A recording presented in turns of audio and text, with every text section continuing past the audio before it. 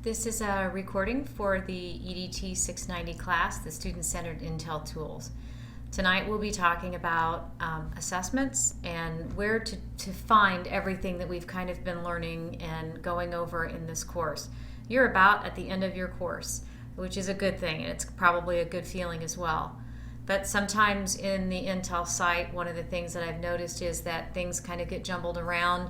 You have different logins and different areas to go to these places that I'm asking you to visit. And so we'll take a look back at where you can find some of these things. The purpose for us for doing this tonight is so that you can help lay out your assessment plan. I don't have to tell you as classroom teachers, it's one of the most important things that you can do in any lesson and activity that you're asking your students to do is to understand how to assess them, and you have to think about that first. Hopefully some of these scoring guides, checklists, and rubrics will be able to help you in that thought process.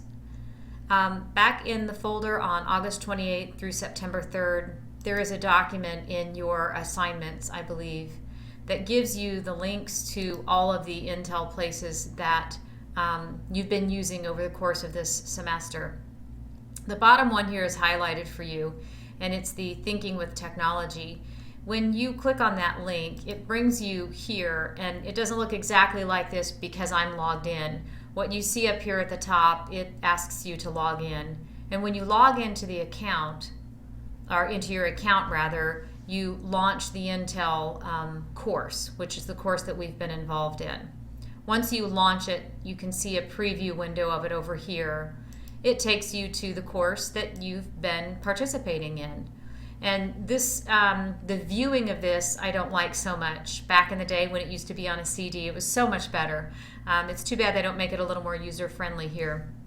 But this is the course content that we've been using over the course of this semester. And we're down to assessments, which is way down on the last activity. This is really small for you to be able to see this as I'm showing it to you here. But the reason I wanted you to remember this login is so that you could go here not just to see the activities. I think one of the most valuable pieces that I would like you to take away from this is this tab called Resources. There are so many things in here that we've used. You may not remember because it's been a little while, but if I scroll down to, for example, the facets of learning and Bloom's revised taxonomy, habits of learning taxonomy table. We've taken a look at all of these. This is where I'm getting that information from. But in particular for today, we're looking at some of the assessment features in here. Now I will tell you that since Intel is not really keeping up on this link, although I think it's sad and valuable, and I don't know why they're not keeping it up, some of the resources on the web links are not live. What you should probably focus on instead are those things that can be downloaded into a Word doc. If they're in a Word doc, then they can be manipulated and changed for something that you want to use. So that is where you'll find some of these things. If I don't get to touch on all of them, you'll find them there. And this page should look very familiar to you by now. The three areas where we focused primarily are on the tools: the visual ranking, seeing, reason, showing evidence. And I hope you know by now that you can click on any one of the Learn More Abouts, and it will take you to your login page for your teacher workspace. And it will take you to, if you're participating as a student, it will take you to the student login page. And you've had plenty of practice with that by now. I hope that you're familiar with it. So I'm going to maneuver back there. We took a look very briefly, one class, at this link, Assessing Projects. This is also something where you would need to log in. And I'm already logged in from my other link here. So I'm still logged in, and that gives me the opportunity to see assessments and assessing projects. And so this whole area here we've not touched on, but it's going to give you some information that might be useful to you as you're thinking about how am I going to outline an assessment plan so that when it comes time to present my project and turn in my project, I actually can explain and articulate how I'm going to assess what the students are doing. In particular, I would pay attention to assessment and new standards, and then try it, assessment plans, and then assessment strategies. I'll just click into assessment plans so you can see what it looks like.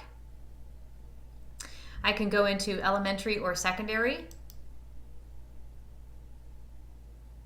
And then within that, I can go to these projects, and we've seen these other places too, but they pay attention to the assessment plan in here. So I'll go to medieval times and click on that one, which will take me to that lesson plan. It gives me my at a glance over here, but it just sets up the assessment plan so nicely that it really gives you a guideline for thinking about how you're going to assess. These are all downloadable, so you can actually click on these. I'll click on the critical thinking one,